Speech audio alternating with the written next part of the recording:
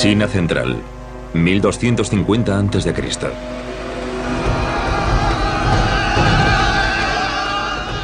La dinastía Shang está en su apogeo. Gobierna el carismático rey Wuding. A su lado, Fu Hao, su reina guerrera, comandante de ejércitos, invencible en batalla. Durante años los arqueólogos solo pudieron hacer conjeturas sobre quiénes fueron los misteriosos Shang y de dónde procedían. Ahora, 3000 años después, la ciencia descubre a un pueblo muy avanzado. ¿Qué estaría haciendo con el lado derecho? Y surge una completa imagen de los logros de la primera dinastía de China.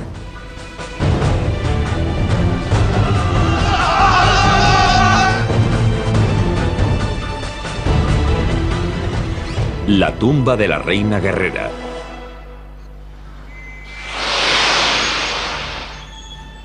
Anyang, China, a unos 450 kilómetros al sur de Pekín.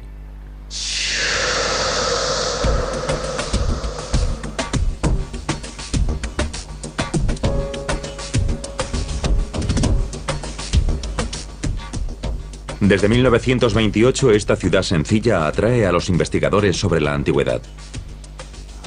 Porque Anyang es la cuna de la arqueología china. Es la excavación más prolongada de China y una de las más importantes. Año 2009. Arqueólogos del mundo entero acuden a Anyang. Su misión es desvelar el misterio de la dinastía Shang. La historia china está llena de intensos relatos sobre los Shang, pero nadie sabía cuáles eran leyenda y cuál es realidad. Para hallar la verdad, los arqueólogos han de mirar atrás, a 1976, y al descubrimiento de una tumba solitaria en una finca agrícola. Como la tumba de Tutankamón en Egipto, está llena de riquezas dignas de un rey. En Anyang se han hallado 15.000 tumbas, pero esta es única. Porque es la única tumba real no expoliada de la época Shang. Se dieron cuenta poco a poco, a medida que excavaban, de que habían dado con la mayor tumba Xiang intacta que se haya encontrado. Es el equivalente chino a la tumba de Tutankamón. La tumba es solo 75 años posterior a la de Tutankamón y 1000 años anterior al primer emperador de China. Repleta de tesoros, la tumba contiene figuras de jade finamente talladas, objetos de hueso y marfil de factura exquisita, miles de conchas de caurí,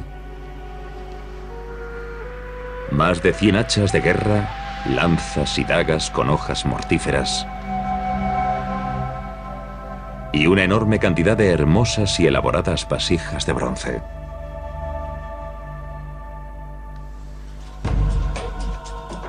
Parece la tumba de un comandante militar destacado o de un príncipe rico.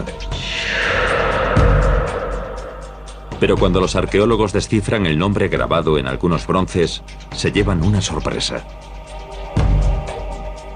Se trata de la tumba de una mujer, la legendaria Fu Hao. Se cree que fue una de las 3 esposas principales del rey Wuding, que pudo haber tenido hasta 60. De todas las consortes del rey Wuding, Fu Hao fue la más destacada, quizás incluso una de las favoritas. Los Shang eran conocidos como guerreros invencibles. El contenido de la tumba de Fu Hao indica un motivo para ello. Hay más de 100 armas diferentes. Esta es curiosa, porque es como un híbrido entre un hacha de combate y esta otra, que es más punzante. Podía blandirse así o con una mano así mientras sujetas un escudo. No solo te permitía dar un tajo y clavarle la hoja al adversario, sino también segarle la cabeza. El gran número de armas sugiere que Fu Hao tomó parte en campañas militares. Las armas son prueba de su destreza militar. Y el descubrimiento de un hacha yue de bronce indica que tenía alto rango. Fu Hao tenía un hacha yue famosa. La hoja mide unos 30 centímetros de ancho. Creo que es la mayor hacha yue encontrada hasta ahora. No solo es muestra de estatus social, sino también militar. La leyenda también dice que Fu Hao fue una comandante militar de primer orden, que capitaneó a los generales más famosos de Wuding. ¿Cómo pudo impulsar valientemente a 13.000 soldados a luchar contra los enemigos de los Shang, la etnia de los Qian? Todos los indicios apuntan a que Fu Hao fue sin duda una guerrera. Campbell busca más pistas sobre su carrera militar. Cuenta con una estupenda ayuda para averiguar más sobre Fu Hao, un recurso casi sin parangón en esta época histórica. Estos son huesos oraculares. Los Shang fueron de los primeros pueblos en usar la escritura. Las diminutas inscripciones recogen las dudas que Wuding y sus sucesores les planteaban a sus antepasados difuntos, grabadas en omóplatos de animales y caparazones de tortuga. Los Shang creían que sus antepasados tenían el poder de influir en todo, incluso en las campañas militares. Los huesos oraculares narran hechos clave en la vida de la dinastía Shang, y son los primeros escritos de la historia china. Estos pequeños caracteres son también los antepasados directos de la escritura china moderna. Es la escritura más antigua todavía en uso. De 200.000 huesos oraculares hallados hasta ahora en pozos de almacenaje por todo Anyang, unos 330 hacen mención a Fu Hao. Revelan datos sobre su vida, sus campañas militares, su salud e incluso sus embarazos. Es un lujo poder ver los huesos originales. Normalmente los especialistas trabajamos con calcos sacados de los huesos. Es un poco difícil de leer. Ahí está Fu Hao. El texto es diminuto, y los investigadores siguen intentando descifrar todos los caracteres, pero Campbell logra una traducción aproximada. Más o menos dice que el príncipe quiere llevarse a Fu Hao para entrar en cierto sitio. Quiere reunir soldados para efectuar un ataque y llevar a Fu Hao consigo para hacer algo que no está claro. En general, lo que el príncipe pregunta es si debe seguir adelante o no con ese plan militar. Los huesos oraculares indican que durante el reinado de Wuding, la guerra fue casi constante. Incluso era conocido como Ding el Guerrero. Wuding y su amada Fu Hao fueron los líderes de una sociedad basada en la guerra.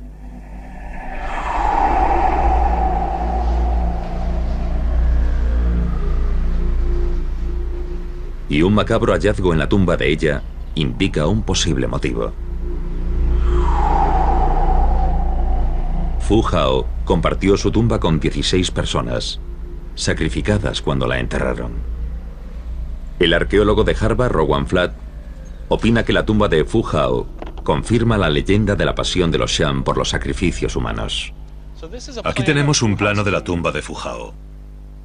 Había una persona en este pozo, que está bajo la cámara de Fu Hao. Después había, atrás, 8 personas fuera del ataúd, pero dentro de la cámara. Luego había 3 en nichos excavados en las paredes laterales de la tumba. Encima de la cámara mortuoria, entre los 2 nichos, había 4 personas más. Había una aquí, de la que solo apareció la cabeza. Seguramente no sonreiría. Había otro individuo aquí, al que habían cortado en 2. Entre estas 16 personas había 2 mujeres y también 2 niños. Es muy probable que a esos niños los enterraran dentro de la cámara mortuoria, cerca de Fu Hao, e incluso puede que fuesen parientes de Fu Hao o sus propios hijos.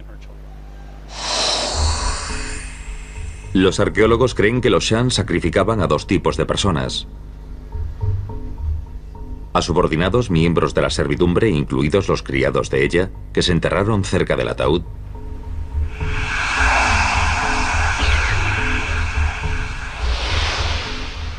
y a personas que se ofrecían como sacrificios rituales. Los expertos creen que eran prisioneros de guerra, de fuera del reino Shan. A veces a esas personas les cortaban la cabeza. Encontramos pozos con cabeza solo y otros con cuerpo sin cabeza. La escala de los sacrificios humanos y animales en Anyang era enorme. En total encontramos miles de sacrificios humanos de tipo variado. Parece que la fama de los Shan respecto a los sacrificios humanos está justificada.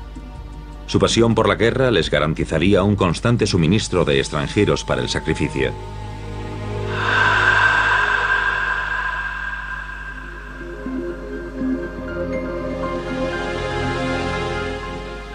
Las armas y los humanos sacrificados enterrados con Fu Hao confirman la leyenda de que los Shan eran belicosos. Pero los tesoros de la tumba desvelarían una faceta distinta de la primera dinastía de China.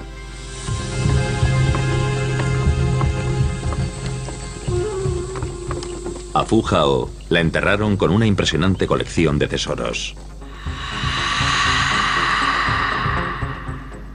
Los más destacados son los bronces. De su tumba se extrajeron casi 500, con un peso de 1.600 kilos. Ese material se enterraba con ellos, desaparecía de la circulación, querían tenerlo consigo en el otro mundo. Está claro que la élite Shan le daba muchísimo valor a ese metal. Los Shan figuran entre los fabricantes de bronce más avanzados de la antigüedad. Durante su época, la producción de bronce alcanzó su apogeo en China.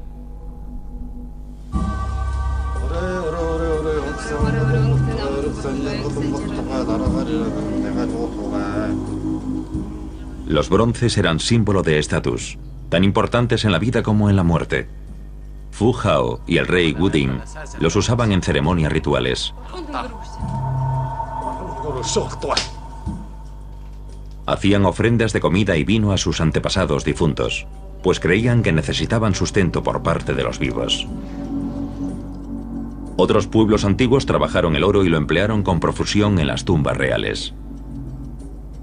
En toda China había oro, pero no hay rastro de él en la tumba de Fu Hao. Resulta curioso que no aparezca más oro en esta sociedad compleja, poderosa y rica. Nosotros valoramos el oro porque es brillante, no se oxida, se halla en pequeñas cantidades, así que es un producto escaso. Pero eso no quiere decir que los Shan sintiesen el mismo aprecio por ese metal. Para los Shan el bronce era más preciado que otros metales. Sabían cómo fabricar piezas a una escala sin parangón en todo el mundo antiguo. A los arqueólogos les intriga su tamaño. Con 1,5 metros de altura y un peso de más de 800 kilos, el mayor bronce Shan es casi tan grande y pesa como un escarabajo Volkswagen. Es la mayor pieza de bronce antigua que se haya encontrado. A Fu Hao la enterraron con casi 500 piezas de bronce, un tercio de ellas vasijas rituales.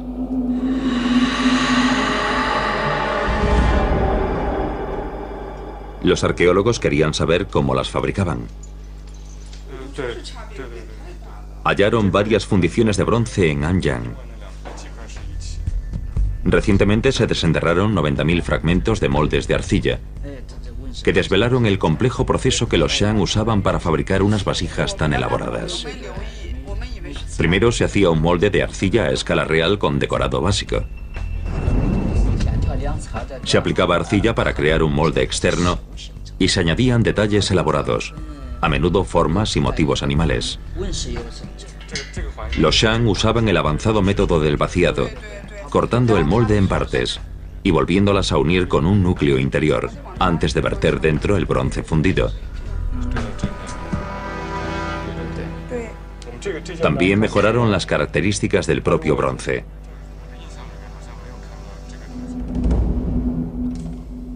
Cientos de años de experimentación permitieron que los Shan perfeccionasen su técnica. Una mezcla de cobre, estaño y plomo les permitió producir piezas de la mejor calidad. El estaño y el plomo tienen puntos de fusión muy bajos, así que algún genio de la antigüedad descubrió que al mezclarlos con cobre se obtenía una aleación de baja fusión con la que es más fácil trabajar. Los expertos opinan que los Shan fueron unos de los mejores productores de bronce de la historia. El análisis de residuos de algunos de los vasos revela que los Shan los usaban para beber vino de arroz. Pero los metales podrían haber afectado a la bebida de Fu Hao. Ahora un equipo de toxicólogos del Hospital Infantil de Boston decide investigar. Los doctores Mark Kellogg y Terence Law habitualmente analizan muestras de sangre y orina, pero hoy van a analizar agua y vino. Trabajan con 3 vasos de bronce moderno, hecho de cobre, estaño y plomo. Los 2 primeros contienen agua y vino blanco, mientras que el tercero contiene vino de arroz chino. Es curioso que el plomo esté en la superficie del agua, así que no se disuelve en ella igual que lo hace en el vino. Usan espectroscopia de absorción atómica para medir cuánto metal pasa de los vasos a los líquidos.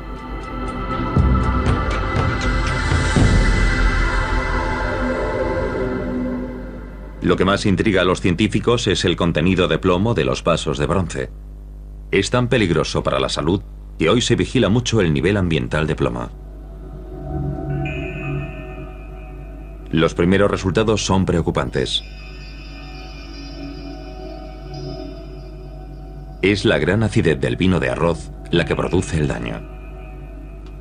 Pasado solo un minuto, el plomo alcanza 2.500 microgramos por litro. Este pico, esta cantidad de absorción, indica un nivel muy alto de plomo. Sería tóxico para un humano.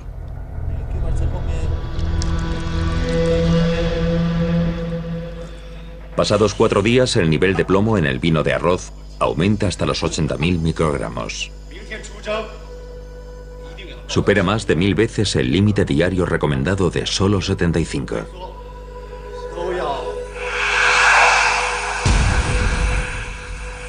Los Shan bebían un vino muy tóxico. Es tremendo que los Shan ingiriesen esos líquidos con la cantidad de plomo que contenían. Nosotros los manipulamos con guantes para no tocarlos, y tendremos que deshacernos de ellos de modo especial. Y los Shan no eran solo bebedores ocasionales. La cantidad de vasijas halladas en Anyang indica que la bebida era importante en la vida de los Shan. Y podría explicar por qué las dinastías posteriores los retratan como grandes bebedores. El toxicólogo clínico Alan Wolf observa los resultados. 2.590 microgramos de plomo por litro. Es muchísimo en un solo minuto. El envenenamiento por plomo podría explicar por qué los Shan morían tan jóvenes. El análisis de los esqueletos muestra que los hombres vivían una media de 35 años, mientras que las mujeres solo 30.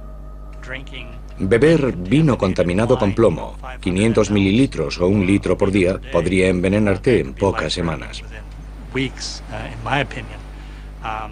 Y aunque no fuese así, sin duda padecerían las graves consecuencias de la ingesta continua de plomo.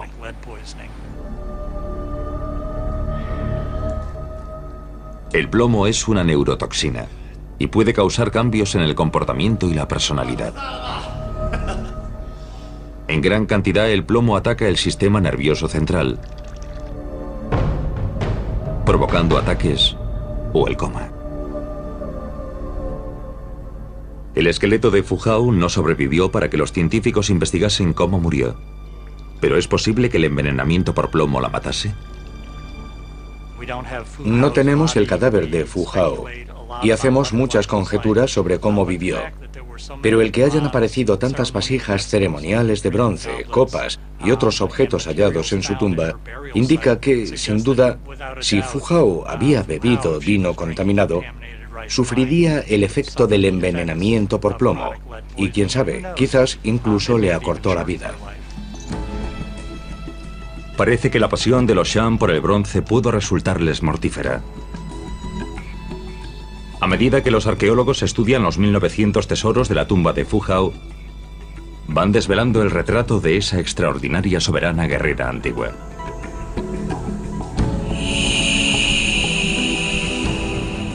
Una mujer a la que le gustaban los objetos hermosos. Y era amada por el rey Wuding. Una mujer de riqueza inmensa. Y tan respetada por su rey que tomaba parte en ceremonias rituales y le permitieron capitanear tropas en el campo de batalla.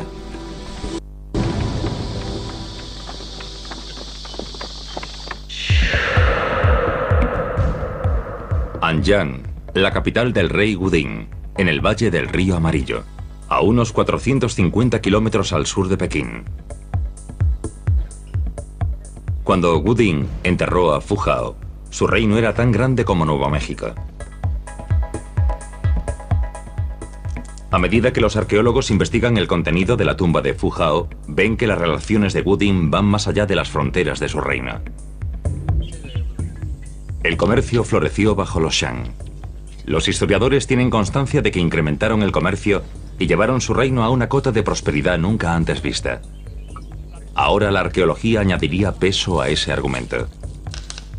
El experto en los Shang, Li Yunti, elabora un inventario del posible origen de los tesoros de Phu Khao. Primero, los metales usados en la elaboración del bronce. El plomo pudo haberse extraído en la zona, pero los Shang tendrían que buscar más lejos el cobre y el estaño. Es muy probable que viajaran hasta la parte media y baja del río Yangtze para obtener cobre en esta zona. Ahora sabemos que hay grandes minas de estaño en la región de Hunan y en la de Guangxi. A continuación, las inusuales dagas de bronce con puño de cabeza de animal. Muestran una relación muy clara con el norte, tal vez incluso con la zona siberiana.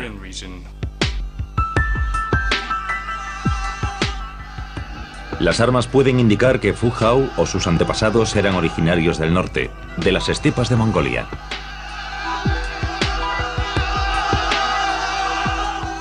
Una pista fascinante refuerza esa teoría. Los arqueólogos hallan una pequeña cabeza de arcilla. Es una de las pocas muestras del aspecto que pudieron tener los Shang. La frente despejada, los ojos redondos y los pómulos altos son rasgos típicos de los habitantes de Mongolia. Pero la tumba de Phu Khao contiene otros tesoros de origen aún más lejano. 4 espejos de bronce que pudieron venir de Asia Central, a más de 1500 kilómetros.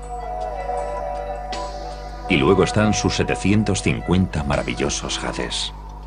Sabemos que Xinjiang es una de las mejores fuentes de jade. Eso está a casi 2000 kilómetros de distancia. La tumba de Phu Khao ha resultado estar llena de tesoros exóticos de procedencia muy lejana. Más de 1000 años antes de la famosa Ruta de la Seda, los Shang ya tenían relaciones comerciales que llegaban hasta la estepa eurasiática. Pero tal vez los objetos más peculiares sean las conchas de caurí. Se hallaron casi 7000 en la tumba. Estaban dentro del ataúd con los jades, lo que indica que eran muy apreciadas. Quizás procediesen de la costa más próxima, a más de 500 kilómetros al este, pero también podían proceder de mares situados a casi 5000 kilómetros. Es fácil encontrarlas en la costa de China, por el sureste asiático, por el Océano Índico e incluso en África. Los cauríes quizás llegaban a Anyang por una ruta de la seda meridional desde el Océano Índico, cruzando el suroeste de China y hacia el norte, hasta la capital de los Shang. Li concluye que la Anyang de Wuding fue una ciudad extraordinaria para su época.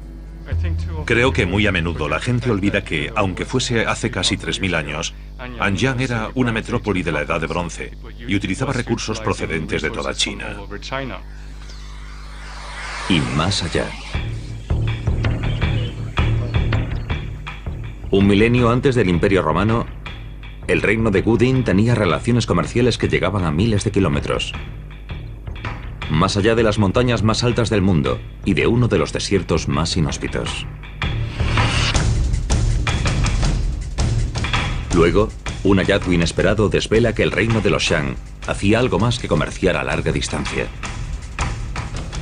Restos de una pequeña ciudad aparecen cerca de unas minas de cobre antiguas, a unos 600 kilómetros al sur de Anyang, que muestran todos los rasgos de la cultura Shang.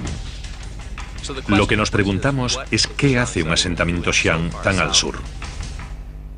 Se creó para mantener el control de los Xiang, quizás como puesto militar avanzado, para controlar el acceso a las minas de cobre en esa zona, y también la red de transporte, para llevar los lingotes de metal hasta el norte.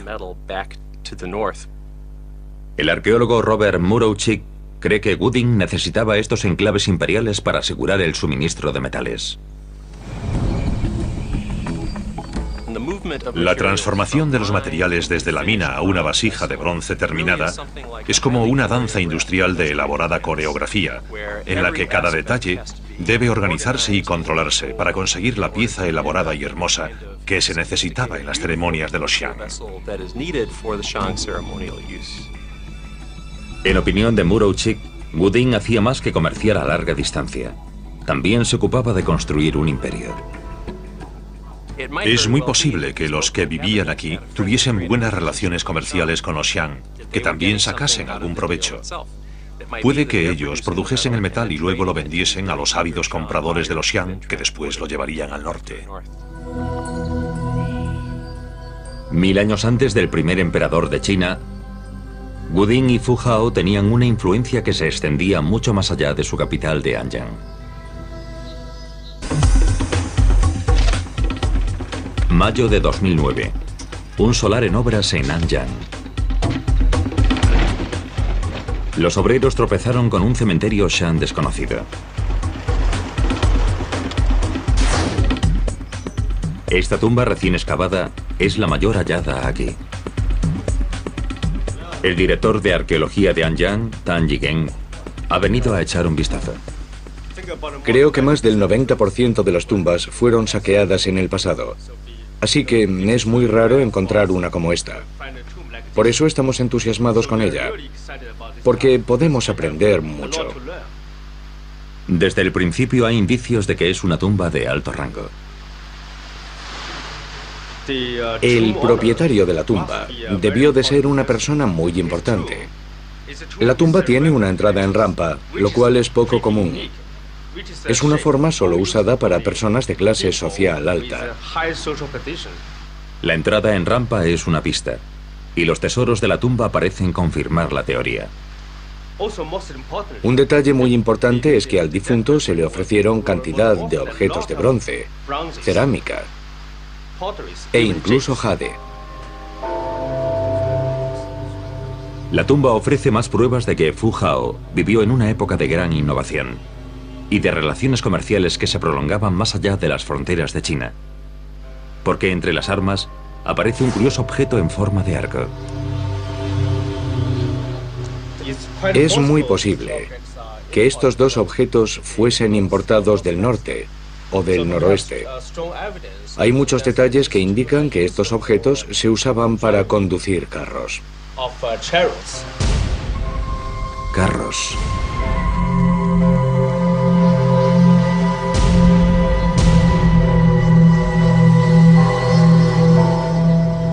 A medida que los arqueólogos excavaban en Anyang, fueron descubriendo estas extraordinarias maravillas en el suelo.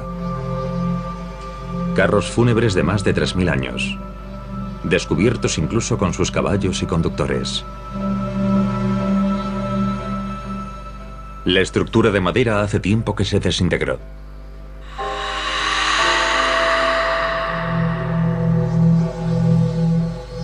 Dejando un calco completo del carro perfectamente conservado en la tierra.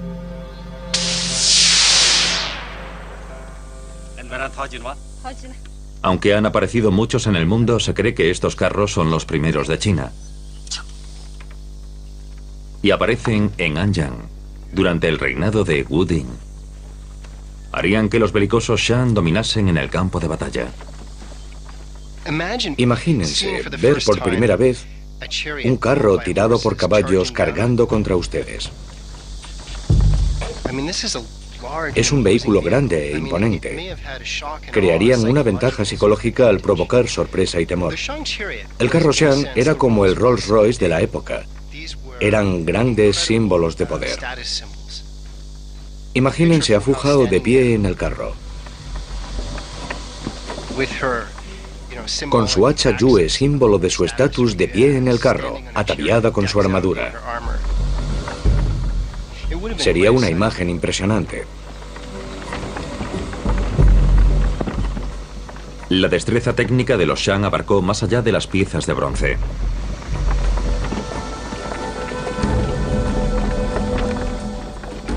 Pero el gran misterio es que no han aparecido carros en China de antes del reinado de Wu Ding. Así que, ¿de dónde vinieron? Rowan Flatt, en la Universidad de Harvard, primero estudia de dónde procedían los caballos. Los caballos se domesticaron por primera vez en la estepa occidental de Eurasia, así que al oeste y lejos de Anyang, en esta dirección, tal vez en Ucrania o en lugares algo más al este de ahí.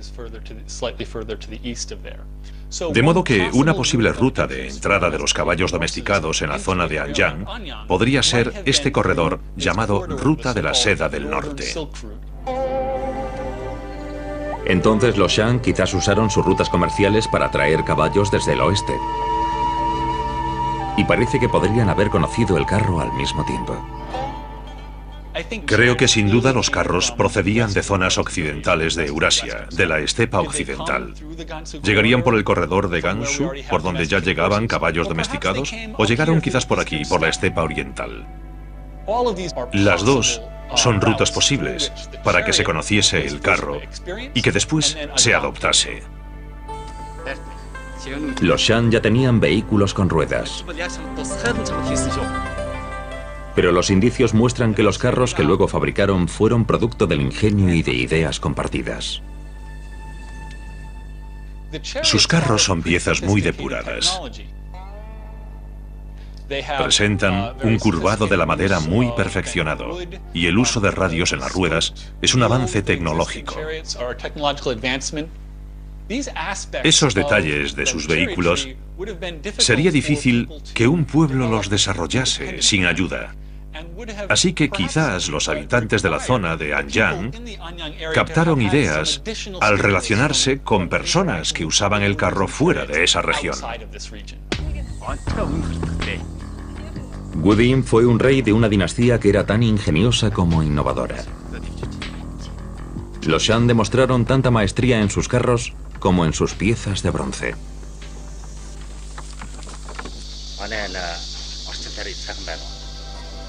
Diciembre de 2000. 24 años después del descubrimiento de la tumba rica e intacta de Fu Hao, se halla otra cerca de ella. Y también revelaría una historia increíble.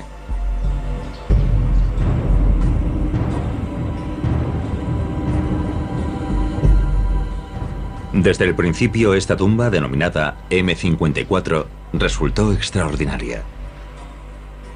Los restos de Fu Hao nunca se encontraron, pero oculto entre los objetos funerarios de esta tumba se encuentra el mayor tesoro inimaginable: el esqueleto del propietario de la tumba.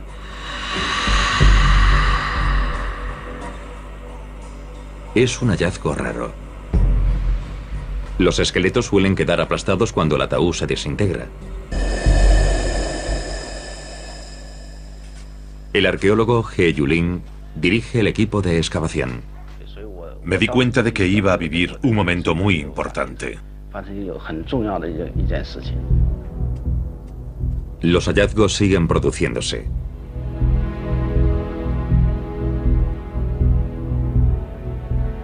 Aparecen fragmentos de oro que indican que el ataúd estuvo decorado con pan de oro.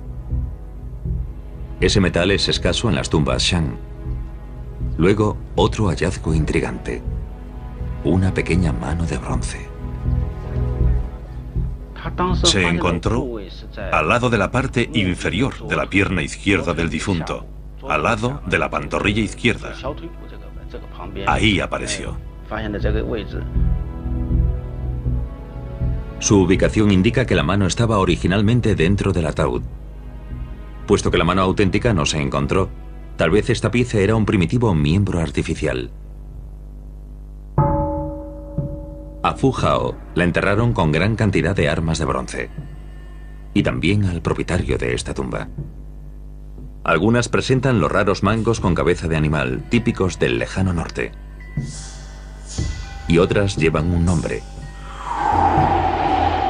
Ya o General Chang. La referencia más antigua a la familia Shang aparece en los huesos oraculares y luego continúan hasta la dinastía occidental Zhou. Por esos descubrimientos sabemos que ese apellido es muy importante. Ya Chang vivió durante el reinado del hijo de Wu Ding. Igual que Fu Hao, era un guerrero y muy importante. Como se ve, tenemos casi todos los huesos. Los arqueólogos Jin Jichun y James Barton investigan cómo murió. Curiosamente, los restos de Ya Chang aparecieron rodeados de granos de pimienta y algunos están incrustados en los huesos. Cuando Jin y Barton observan con detenimiento, descubren que los huesos tienen marcas de heridas. Tenemos fragmentos de costillas con marcas de corte. Aquí el corte se ve claro y está en el costado izquierdo. Así que parece que alguien lo atacó por la izquierda. A saber qué estaría haciendo con el lado derecho. Estaría así.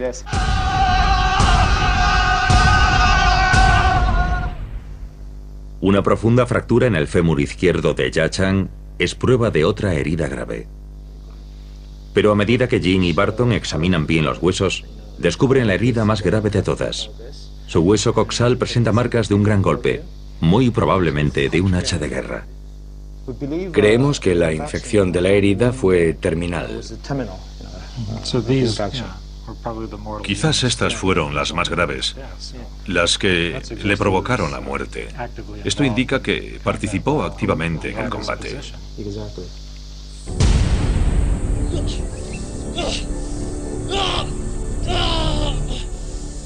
Y la herida tiene restos de granos de pimienta. Parece que los avanzados Shang tenían conocimientos de medicina de campaña. La pimienta tiene propiedades antibacterianas y quizás se usaba para impedir que la infección se extendiese.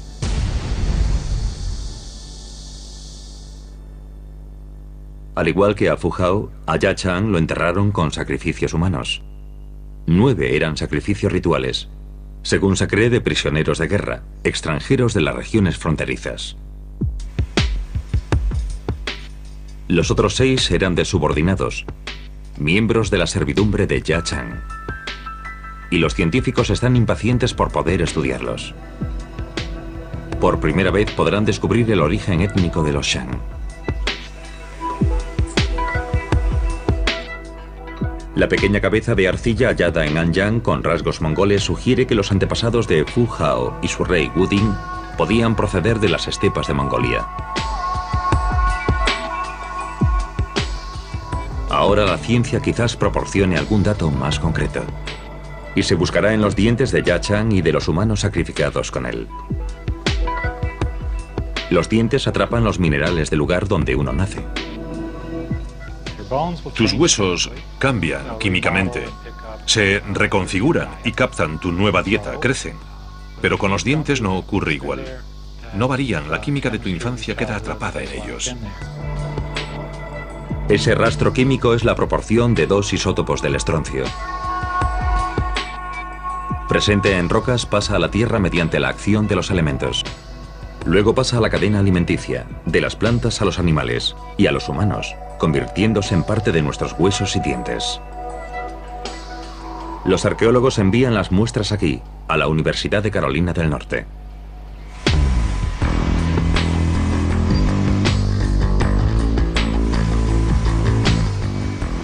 Se raspa una pequeña cantidad de esmalte del diente. El análisis requiere un aparato muy avanzado llamado espectrómetro de masas. Mide la diferencia entre las proporciones y son ínfimas, generalmente plasmadas en cifras con 5 decimales. Pero su importancia para la arqueología puede ser enorme.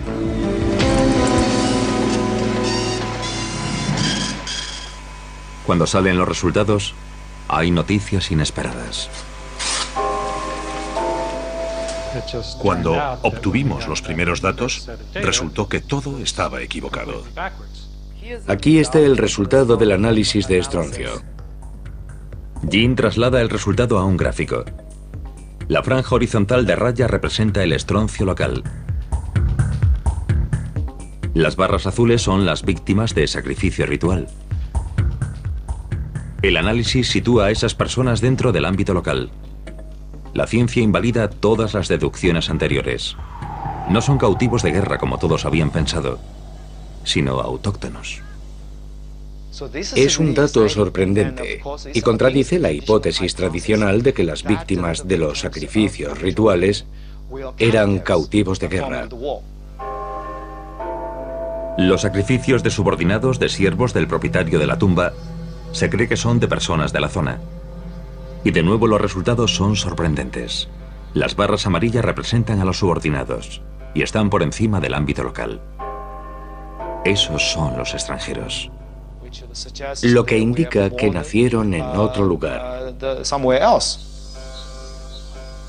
El ámbito de los resultados es amplio e indica que entre los siervos de Yachang había personas de toda China. 3 de los 6 siervos eran probablemente del norte. Y Yachang, según parece, también es forastero. El rastro de estroncio en sus dientes es el más fuerte de todos. Curiosamente, Yachang procedía de un lugar distinto al de toda su servidumbre. Fue emocionante cuando Jim volvió y dijo que había dado el rastro más fuerte de procedencia externa. Mi primera reacción fue pensar que todo parecía demasiado perfecto. Los resultados impulsan a Jin y a Barton a buscar más datos. Si no era de Anyang, ¿de dónde procedía Yachang? Las armas con cabeza de animal halladas en su tumba pueden indicar que era de Mongolia o incluso de Siberia. Los isótopos de oxígeno del esmalte de su dentadura se analizan ahora para intentar resolver este misterio de una vez por todas. El agua se compone de hidrógeno y de átomos de oxígeno pesados y ligeros. Cuando la lluvia se desplaza desde la costa, de la atmósfera cae oxígeno pesado, dejando agua cada vez más ligera al avanzar hacia el interior. El oxígeno de sus dientes es el más pesado de todas las muestras analizadas. Y eso indica que estuvo cerca del mar, lo que implicaría que quizás procedía del suroeste. Así que Yachang era del sur. Los científicos aún tienen que hallar el lugar exacto, pero parece que nació cerca de la ciudad china actual de Xinjiang, a más de 400 kilómetros de Anyang. Toda una revelación. Anyang era un lugar cosmopolita. Forasteros importantes como Yachang eran bienvenidos y se instalaron en la capital de los Shang. Este descubrimiento lleva a un arqueólogo a una interpretación radical del mundo de Fu Hao y los Shang.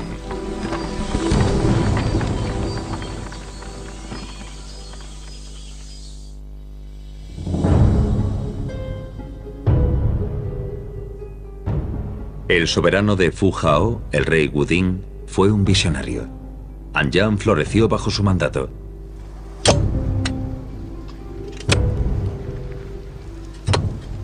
El profesor Jin Yichun ha pasado gran parte de su carrera investigando la última gran capital de los Shang y cómo logró crearla Wuding. Sus investigaciones lo han llevado a una nueva e interesante tesis sobre la ciudad de Wuding. Las muestras del subsuelo han establecido los límites de la ciudad de la Edad de Bronce que se levantó aquí hace más de 3000 años. Jin y su equipo toman muestras del subsuelo. Buscan tierra apisonada. Si la deja secar durante media hora es como un ladrillo. Imposible de romper. La tierra bien compactada es indicio de cimientos de templos, palacios e incluso tumbas. Anyang llegó a abarcar 30 kilómetros cuadrados, una de las mayores ciudades de la Edad de Bronce. Pero Anyang no fue la primera capital de los Shang. En 1999 el equipo hizo un nuevo descubrimiento. Otra ciudad, una capital anterior de los Shang, situada al otro lado del río. De repente encontramos otra ciudad, así que nos sentimos muy frustrados, e incluso se dudó de la autenticidad del hallazgo. Jin bautiza a esa ciudad como Huanbei. 1000 muestras después empieza a tomar forma. Es una ciudad rectangular amurallada tradicional de casi 5 kilómetros cuadrados, con un palacio cuadrado y un templo en el centro.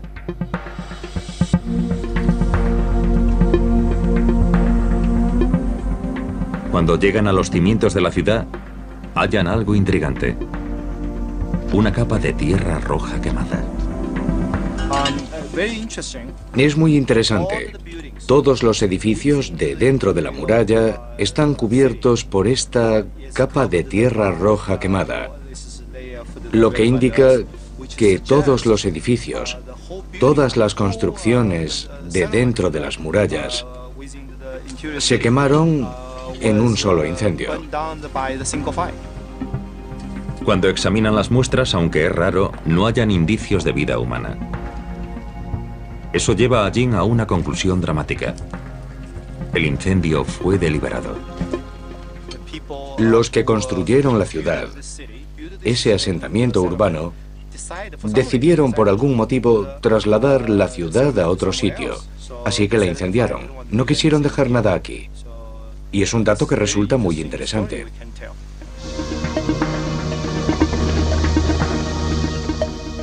Wudin trasladó a su pueblo al sur, al otro lado del río, y construyó una nueva capital. La ciudad donde Fu Hao y él vivieron era única, distinta a las antiguas ciudades chinas que hubo antes o después de Anyang.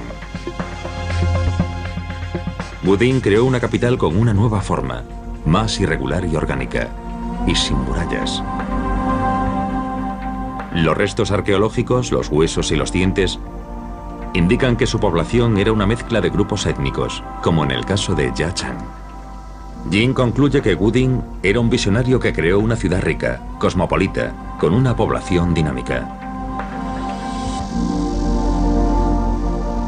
Pero unos 30 años después de su muerte, Jin cree que Anyang era ya un lugar muy distinto. La ciudad había perdido su diversidad multicultural y su fuerza empezó a decaer.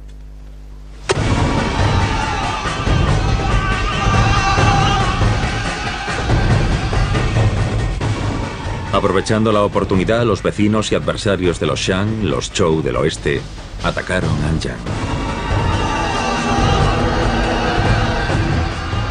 Los Zhou avanzaron hacia el este para tomar el control del centro de China.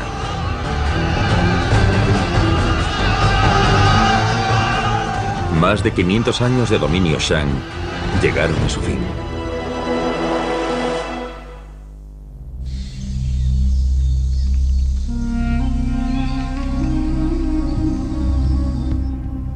La primera dinastía de China creó la primera escritura conocida en Asia Oriental.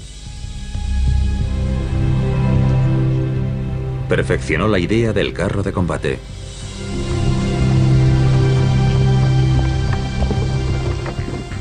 Y llevó la fabricación del bronce a su forma más avanzada en todo el mundo antiguo. Y la mujer más importante de esa dinastía fue la reina guerrera Fu Hao.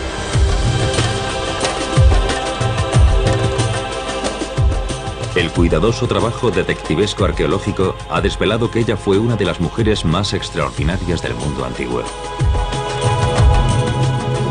Y que su rey, Wudin, fue uno de los mayores innovadores culturales de la historia.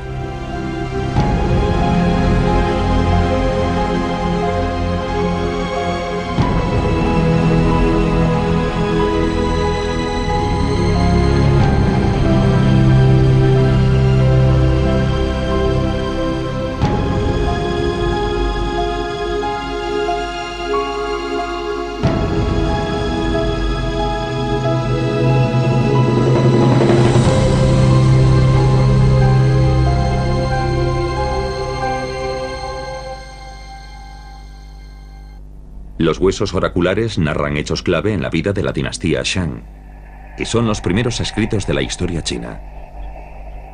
Estos pequeños caracteres son también los antepasados directos de la escritura china moderna. Es la escritura más antigua todavía en uso. De 200.000 huesos oraculares hallados hasta ahora en pozos de almacenaje por todo Anyang, unos 330 hacen mención a Fu Hao. Revelan datos sobre su vida, sus campañas militares, su salud e incluso sus embarazos. Es un lujo poder ver los huesos originales. Normalmente los especialistas trabajamos con calcos sacados de los huesos. Es un poco difícil de leer. Ahí está Fu Hao. El texto es diminuto, y los investigadores siguen intentando descifrar todos los caracteres, pero Campbell logra una traducción aproximada. Más o menos dice que el príncipe quiere llevarse a Fu Hao para entrar en cierto sitio. Quiere reunir soldados para efectuar un ataque y llevar a Fu Hao consigo para hacer algo que no está claro. En general, lo que el príncipe pregunta es si debe seguir adelante o no con ese plan militar. Los huesos oraculares indican que durante el reinado de Wu Ding, la guerra fue casi constante. Incluso era conocido como Ding el Guerrero. Wu Ding y su amada Fu Hao fueron los líderes de una sociedad basada en la guerra.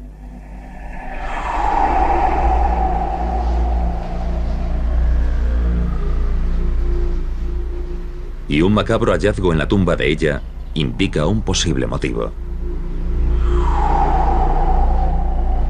Fu Hao compartió su tumba con 16 personas, sacrificadas cuando la enterraron. El arqueólogo de Harvard, Rowan Flatt, opina que la tumba de Fu Hao confirma la leyenda de la pasión de los Shang por los sacrificios humanos. Aquí tenemos un plano de la tumba de Fu Hao. Había una persona en este pozo, que está bajo la cámara de Fu Hao. Después había, atrás, 8 personas fuera del ataúd, pero dentro de la cámara. Luego había 13 nichos excavados en las paredes laterales de la tumba.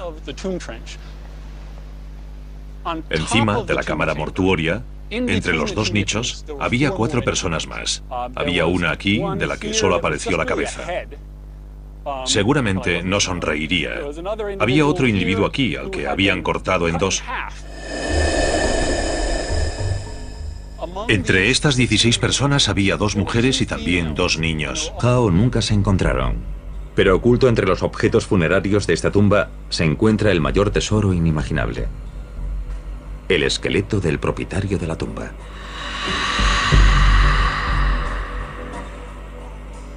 Es un hallazgo raro.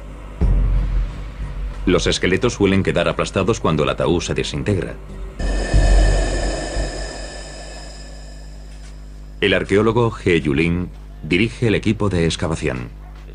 Me di cuenta de que iba a vivir un momento muy importante. Los hallazgos siguen produciéndose.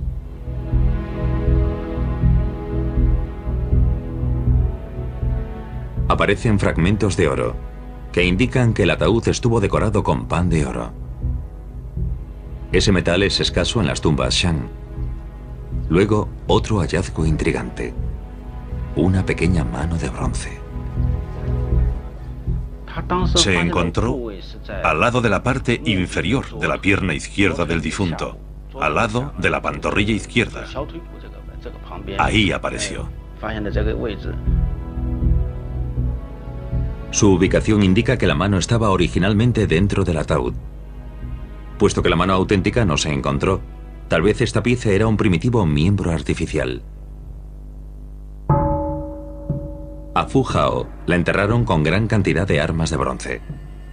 Y también al propietario de esta tumba. Algunas presentan los raros mangos con cabeza de animal, típicos del lejano norte. Y otras llevan un nombre: Ya o General Chang. La referencia más antigua a la familia Shang aparece en los huesos oraculares y luego continúan hasta la dinastía occidental Zhou. Por esos descubrimientos sabemos que ese apellido es muy importante. Ya Chan vivió durante el reinado del hijo de Wu Ding. Igual que Fu Hao, era un guerrero y muy importante. Como se ve, tenemos casi todos los huesos. Los arqueólogos Jin Ji-chung y James Barton investigan cómo murió. Curiosamente, los restos de Ya Chan aparecieron rodeados de granos de pimienta y algunos están incrustados en los huesos. Cuando Jin y Barton observan con detenimiento, descubren que los huesos tienen marcas de heridas. Tenemos fragmentos de costillas con marcas de corte. Aquí el corte se ve claro y está en el costado izquierdo.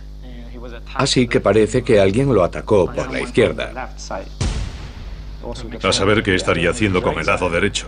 Estaría así.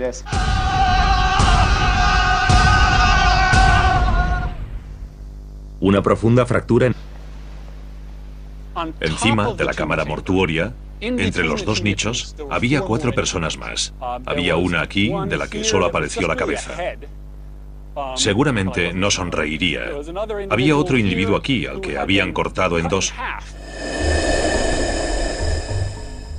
Entre estas 16 personas había 2 mujeres y también 2 niños. Es muy probable que a esos niños los enterraran dentro de la cámara mortuoria, cerca de Fu Hao, e incluso puede que fuesen parientes de Fu Hao o sus propios hijos. Los arqueólogos creen que los Shang sacrificaban a 2 tipos de personas. A subordinados miembros de la servidumbre, incluidos los criados de ella, que se enterraron cerca del ataúd.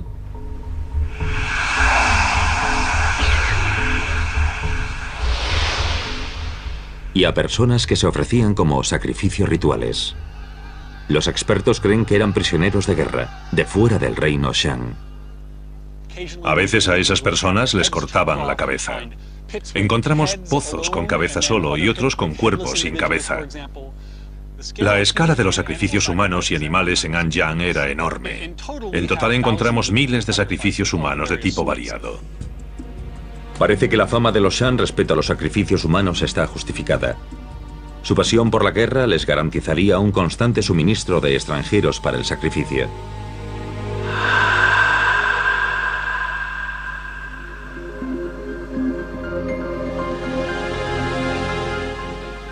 Las armas y los humanos sacrificados enterrados con Fu Hao confirman la leyenda de que los Shang eran belicosos. Pero los tesoros de la tumba desvelarían una faceta distinta de la primera dinastía de China.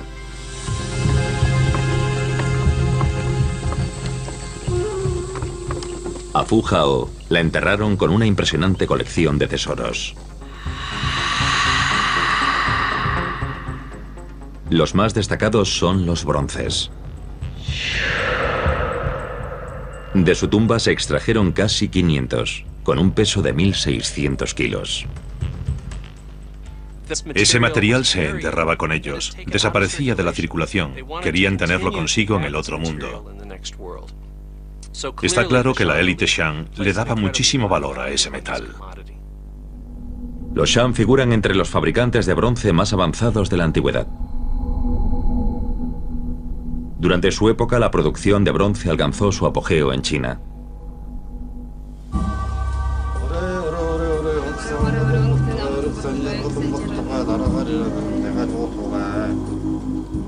Los bronces eran símbolo de estatus, tan importantes en la vida como en la lluvia. Se desplaza desde la costa, de la atmósfera cae oxígeno pesado, dejando agua cada vez más ligera al avanzar hacia el interior. El oxígeno de sus dientes es el más pesado de todas las muestras analizadas. Y eso indica que estuvo cerca del mar, lo que implicaría que quizás procedía del suroeste. Así que Ya Chan era del sur. Los científicos aún tienen que hallar el lugar exacto, pero parece que nació cerca de la ciudad china actual de Xinjiang, a más de 400 kilómetros de Anyang. Toda una revelación. Anyang era un lugar cosmopolita. Forasteros importantes como Ya Chang eran bienvenidos y se instalaron en la capital de los Shang. Este descubrimiento lleva a un arqueólogo a una interpretación radical del mundo de Fu Hao y los Shang.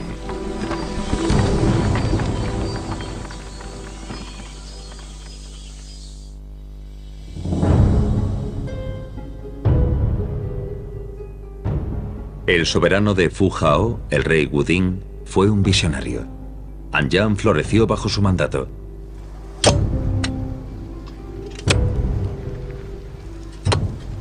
El profesor Jin Yichun ha pasado gran parte de su carrera investigando la última gran capital de los Shang y cómo logró crearla Wuding. Sus investigaciones lo han llevado a una nueva e interesante tesis sobre la ciudad de Wuding. Las muestras del subsuelo han establecido los límites de la ciudad de la Edad de Bronce que se levantó aquí hace más de 3000 años. Jin y su equipo toman muestras del subsuelo. Buscan tierra apisonada. Si la dejas secar durante media hora es como un ladrillo. Imposible de romper. La tierra bien compactada es indicio de cimientos de templos, palacios e incluso tumbas. Anyang llegó a abarcar 30 kilómetros cuadrados, una de las mayores ciudades de la Edad de Bronce. Pero Anyang no fue la primera capital de los Shang. En 1999 el equipo hizo un nuevo descubrimiento. Otra ciudad, una capital anterior de los Shang, situada al otro lado del río. De repente encontramos otra ciudad. Así que nos sentimos muy frustrados. E incluso se dudó de la autenticidad del hallazgo. Jin bautiza a esa ciudad como Huanbei. 1000 muestras después Y utilizaba recursos procedentes de toda China. Y más allá. Un milenio antes del Imperio Romano, el reino de Wuding tenía relaciones comerciales que llegaban a miles de kilómetros. Más allá de las montañas más altas del mundo y de uno de los desiertos más inhóspitos. Luego, un hallazgo inesperado desvela que el reino de los Shang hacía algo más que comerciar a larga distancia. Restos de una pequeña ciudad aparecen cerca de unas minas de cobre antiguas, a unos 600 kilómetros al sur de Anyang, que muestran todos los rasgos de la cultura Shang. Lo que nos preguntamos es qué hace un asentamiento Xiang tan al sur. Se creó para mantener el control de los Xiang, quizás como puesto militar avanzado, para controlar el acceso a las minas de cobre en esa zona, y también la red de transporte, para llevar los lingotes de metal hasta el norte. El arqueólogo Robert Murochik cree que Wuding necesitaba estos enclaves imperiales para asegurar el suministro de metales. La transformación de los materiales desde la mina a una vasija de bronce terminada es como una danza industrial de elaborada coreografía, en la que cada detalle debe organizarse y controlarse para conseguir la pieza elaborada y hermosa que se necesitaba en las ceremonias de los Xiang. En opinión de Murochik, Wuding hacía más que comerciar a larga distancia. También se ocupaba de construir un imperio. Es muy posible que los que vivían aquí tuviesen buenas relaciones comerciales con los Xiang, que también sacasen algún provecho. Puede que ellos produjesen el metal y luego lo vendiesen a los ávidos compradores de los Xiang, que después lo llevarían al norte. 1000 años antes del primer emperador de China, Wuding y Fu Hao tenían una influencia que se extendía mucho más allá de su capital de Anyang.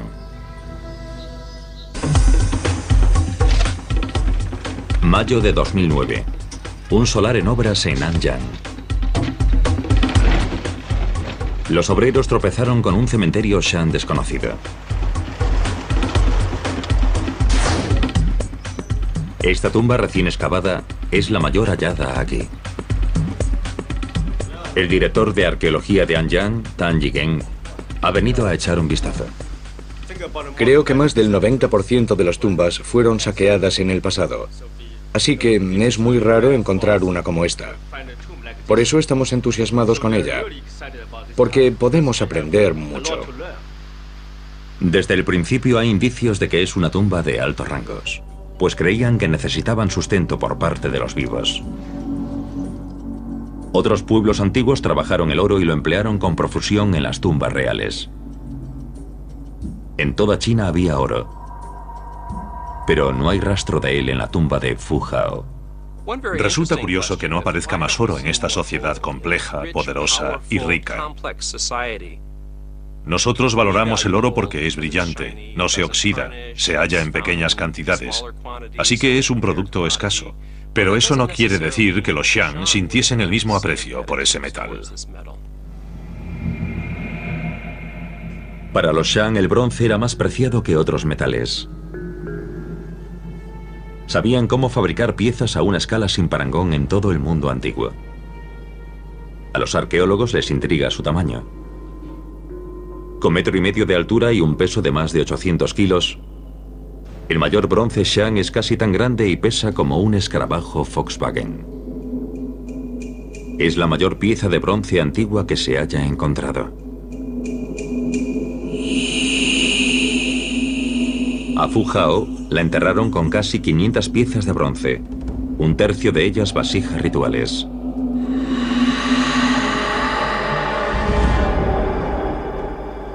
Los arqueólogos querían saber cómo las fabricaban. Hallaron varias fundiciones de bronce en Anyang. Recientemente se desenterraron 90.000 fragmentos de moldes de arcilla, que desvelaron el complejo proceso que los Shang usaban para fabricar unas vasijas tan elaboradas. Primero se hacía un molde de arcilla a escala real con decorado básico. Se aplicaba arcilla para crear un molde externo y se añadían detalles elaborados, a menudo formas y motivos animales. Los Shang usaban el avanzado método del vaciado, cortando el molde en partes y volviéndolas a unir con un núcleo interior, antes de verter dentro el bronce fundido. También mejoraron las características del propio bronce.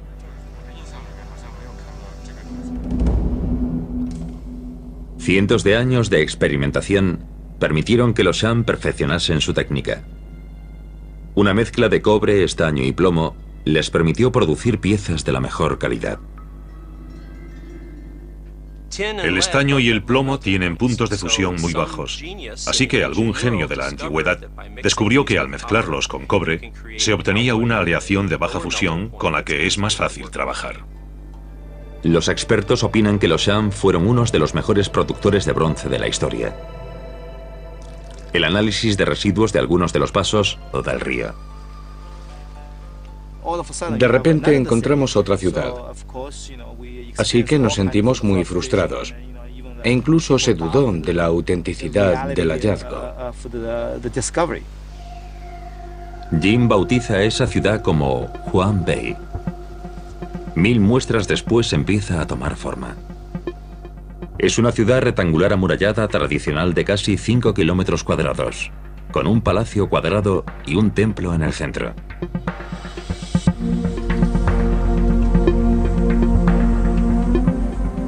Cuando llegan a los cimientos de la ciudad, hallan algo intrigante.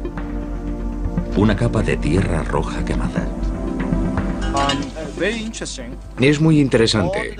Todos los edificios de dentro de la muralla están cubiertos por esta capa de tierra roja quemada, lo que indica que todos los edificios, todas las construcciones de dentro de las murallas, se quemaron en un solo incendio. Cuando examinan las muestras, aunque es raro, no hallan indicios de vida humana. Eso lleva a Jin a una conclusión dramática. El incendio fue deliberado. Los que construyeron la ciudad, ese asentamiento urbano, decidieron por algún motivo trasladar la ciudad a otro sitio, así que la incendiaron. No quisieron dejar nada aquí. Y es un dato que resulta muy interesante.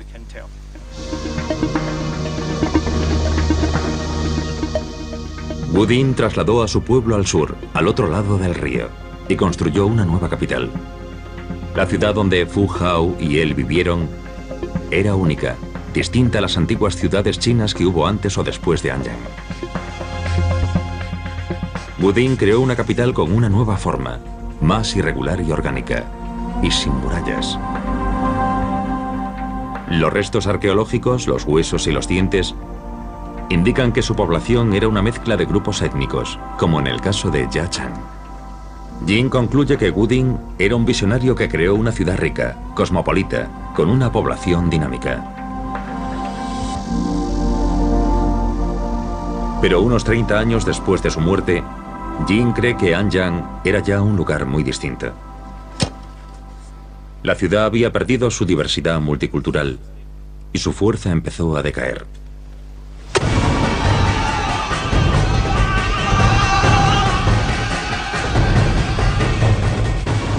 Aprovechando la oportunidad, los vecinos y adversarios de los Shang, los Zhou del oeste, atacaron Anyang.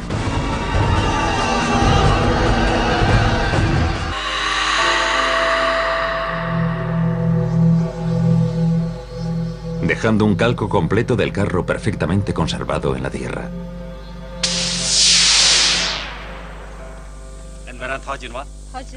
Aunque han aparecido muchos en el mundo, se cree que estos carros son los primeros de China. Y aparecen en Anyang, durante el reinado de Wuding. Harían que los belicosos Shang dominasen en el campo de batalla. Imagínense ver por primera vez un carro tirado por caballos cargando contra ustedes. Es un vehículo grande e imponente. Crearían una ventaja psicológica al provocar sorpresa y temor. El carro Shang era como el Rolls Royce de la época. Eran grandes símbolos de poder.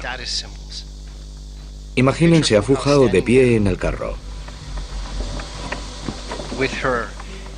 con su hacha Yue, símbolo de su estatus, de pie en el carro, ataviada con su armadura.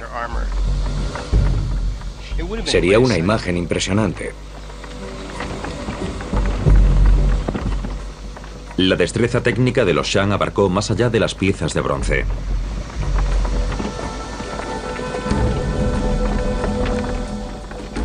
Pero el gran misterio es que no han aparecido carros en China de antes del reinado de Wuding. Así que, ¿de dónde vinieron? Rowan Flatt, en la Universidad de Harvard, primero estudia de dónde procedían los caballos. Los caballos se domesticaron por primera vez en la estepa occidental de Eurasia, así que al oeste y lejos de Anyang, en esta dirección, tal vez en Ucrania o en lugares algo más al este de ahí. De modo que una posible ruta de entrada de los caballos domesticados en la zona de Anyang podría ser este corredor llamado Ruta de la Seda del Norte. Entonces los Shang quizás usaron sus rutas comerciales para traer caballos desde el oeste. Y parece que podrían haber conocido el carro al mismo tiempo. Creo que sin duda los carros procedían de zonas occidentales de Eurasia, de la estepa occidental. ¿Llegarían por el corredor de Gansu, por donde ya llegaban caballos domesticados? ¿O llegaron quizás por aquí, por la estepa oriental? Las dos son rutas posibles para que se conociese el carro y que después se adoptase. Los Shang ya tenían vehículos con ruedas. Pero los indicios muestran que los carros que luego fabricaron fueron producto del ingenio y de ideas compartidas. Sus carros son piezas muy depuradas. El agua se compone de hidrógeno y de átomos de oxígeno pesados y ligeros. Cuando la lluvia se desplaza desde la costa, de la atmósfera cae oxígeno pesado, dejando agua cada vez más ligera al avanzar hacia el interior. El oxígeno de sus dientes es el más pesado de todas las muestras analizadas. Y eso indica que estuvo cerca del mar, lo que implicaría que quizás procedía del suroeste. Así que Jiachang era del sur. Los científicos aún tienen que hallar el lugar exacto, pero parece que nació cerca de la ciudad china actual de Xinjiang, a más de 400 kilómetros de Anyang. Toda una revelación. Anyang era un lugar cosmopolita. Forasteros importantes como Ya Chang eran bienvenidos y se instalaron en la capital de los Shang. Este descubrimiento lleva a un arqueólogo a una interpretación radical del mundo de Fu Hao y los Shang.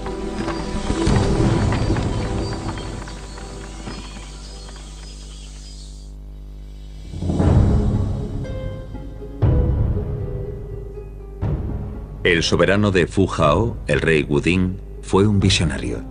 Anyang floreció bajo su mandato.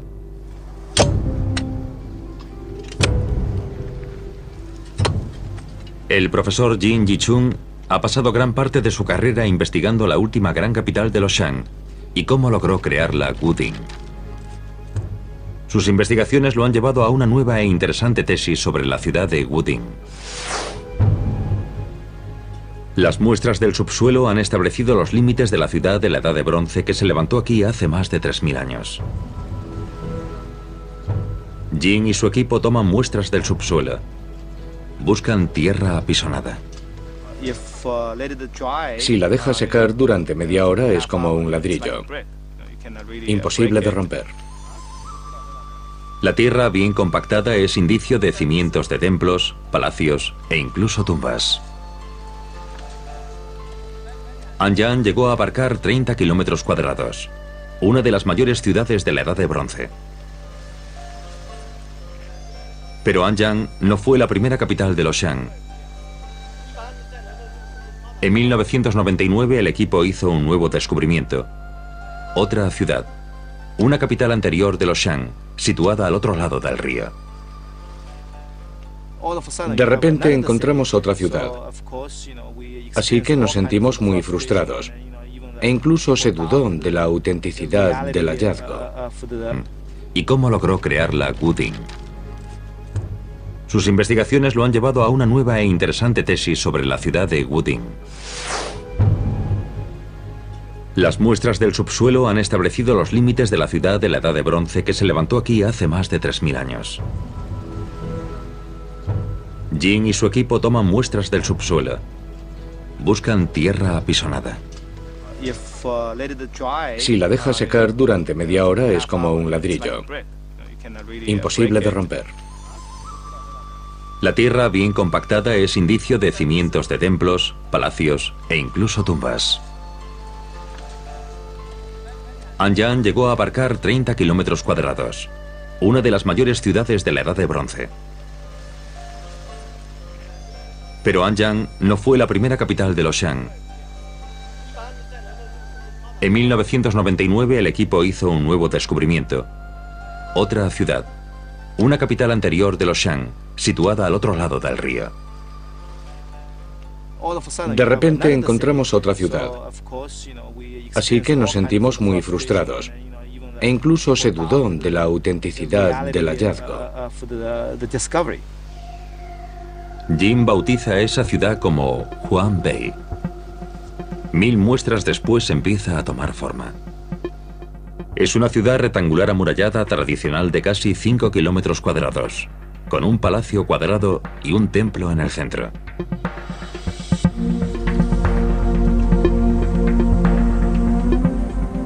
Cuando llegan a los cimientos de la ciudad, hallan algo intrigante.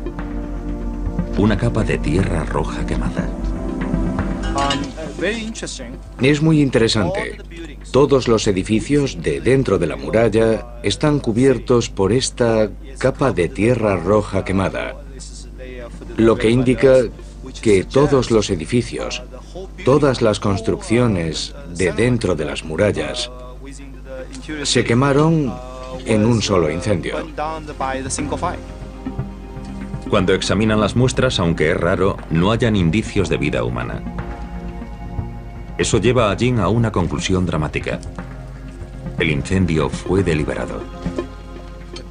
Los que construyeron la ciudad, ese asentamiento urbano, decidieron por algún motivo trasladar la ciudad a otro sitio, así que la incendiaron. No quisieron dejar nada aquí.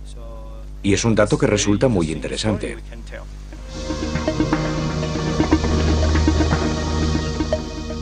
Wudin trasladó a su pueblo al sur, al otro lado del río, y construyó una nueva capital. La ciudad donde Fu Hao y él vivieron era única. Fueron las más graves, las que le provocaron la muerte. Esto indica que participó activamente en el combate.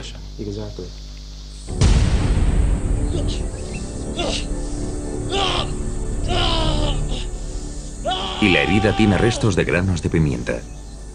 Parece que los avanzados Shan tenían conocimientos de medicina de campaña. La pimienta tiene propiedades antibacterianas y quizás se usaba para impedir que la infección se extendiese.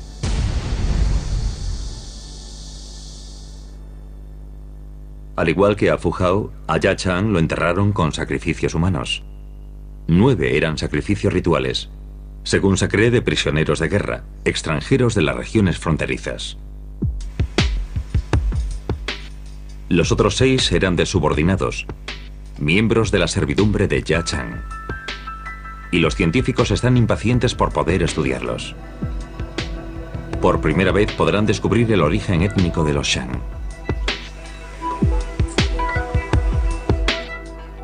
La pequeña cabeza de arcilla hallada en Anyang con rasgos mongoles sugiere que los antepasados de Fu Hao y su rey Wudin podían proceder de las estepas de Mongolia.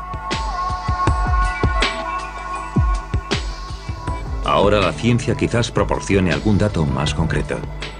Y se buscará en los dientes de Ya Chang y de los humanos sacrificados con él. Los dientes atrapan los minerales del lugar donde uno nace. Tus huesos cambian químicamente, se reconfiguran y captan tu nueva dieta, crecen. Pero con los dientes no ocurre igual. No varían, la química de tu infancia queda atrapada en ellos. Ese rastro químico es la proporción de 2 isótopos del estroncio. Presente en rocas, pasa a la tierra mediante la acción de los elementos. Luego pasa a la cadena alimenticia, de las plantas a los animales y a los humanos, convirtiéndose en parte de nuestros huesos y dientes.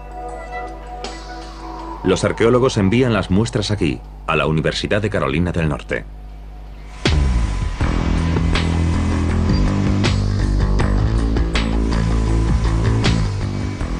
Se raspa una pequeña cantidad de esmalte del diente.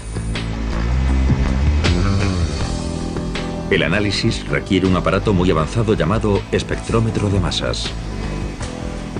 Mide la diferencia entre las proporciones, y son ínfimas, generalmente plasmadas en cifras con 5 decimales. Pero su importancia para la arqueología puede ser enorme.